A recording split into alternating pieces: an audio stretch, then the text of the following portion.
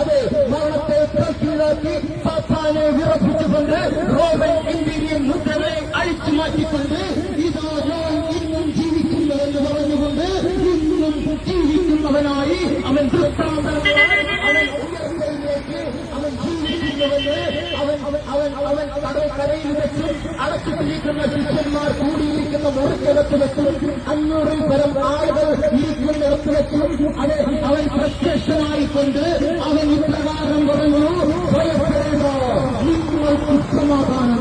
എന്റെ ശബ്ദത്തെ കേട്ടുകൊണ്ടിരിക്കുന്ന പ്രിയപ്പെട്ട സഹോദര സഹോദരി, നീ ആരുമായിക്കൂടെ നിന്റെ സമാധാനം നഷ്ടപ്പെട്ടു പോയിക്കൊണ്ടിരിക്കുന്ന അവസ്ഥയാണ്.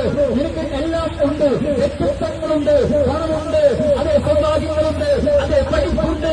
എന്നാൽ നിന്റെ ഹൃദയത്തിൽ സമാധാനമില്ലയോ? എന്നാൽ ഇതാ ഈ സന്ധ്യാസായിട്ട് ഞങ്ങൾ ലഭിക്കാതെ വിളിച്ചു പറയുന്നു, നിന്റെ ജീവിതത്തിൽ സമാധാനം തരുവാൻ ശക്തിയുള്ള ഒരു ദൈവമുണ്ട്. ആ ദൈവം ലോകത്തിന്റെ വെളിച്ചമായ യേശു ക്രിസ്തു, ജീവന്റെ പ്രകാശം.